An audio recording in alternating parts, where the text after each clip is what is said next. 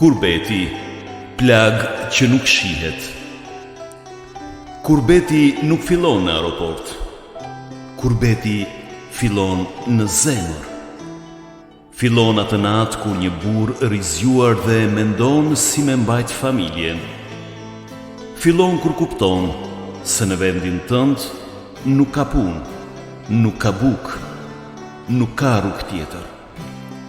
Dhe atëherë merret një vendim i rëndë. Vendimi për më nda nga shtëpia.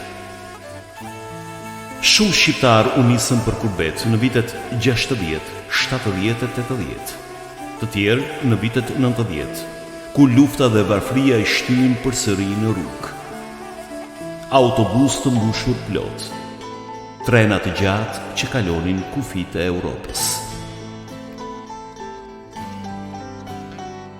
Në valigje kishin pak rroba, në xhep kishin pak para, në zemër kishin familje.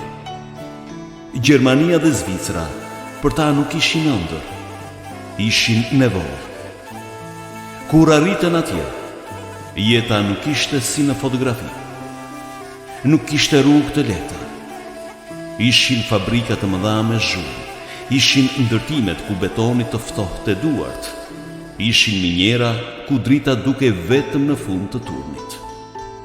Punonin shumë, punonin rënd, punonin pa u ankuar. Dhoma të vogla, 4 burra në një krevatore, një kuzhinë e përbashkët, një fotografi e familjes mbi mur.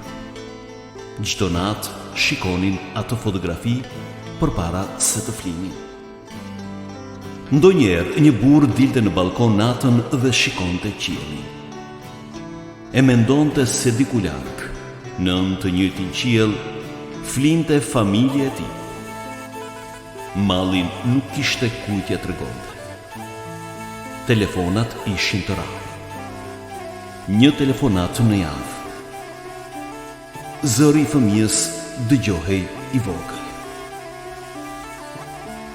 Baba, kur po vjen?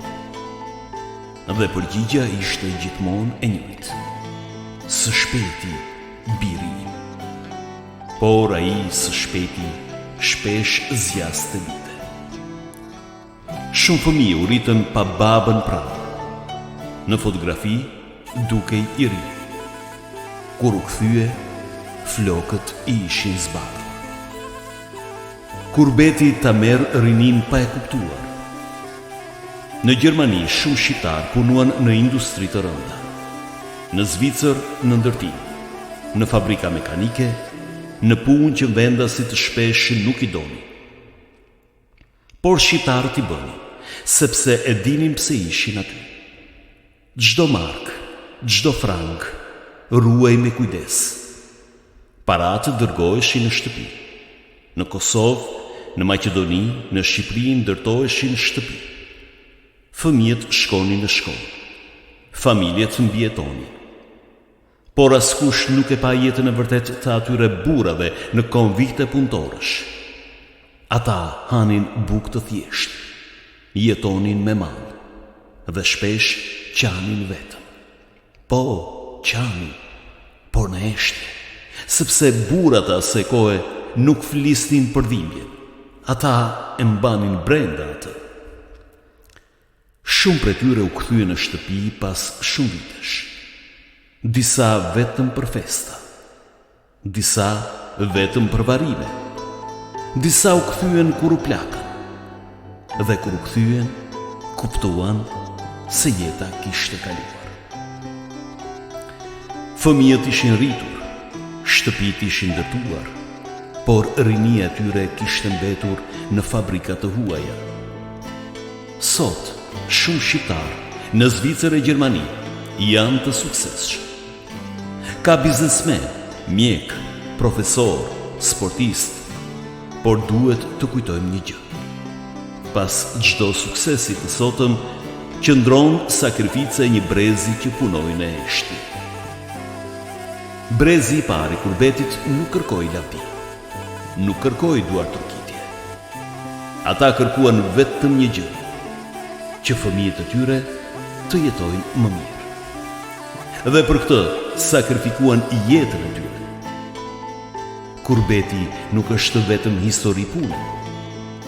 Kurbeti është histori malli, histori lotësh që nuk u parë, histori zemrash që u ndanë mes dy vendeve.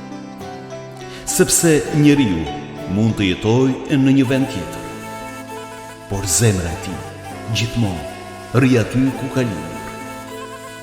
Dhe kjo është arsyeja pse kurbeti është një plagë e heshtë. Një plagë që nuk duket, por që dhemb gjithë jetën. Kjo është historia e mira shqiptare.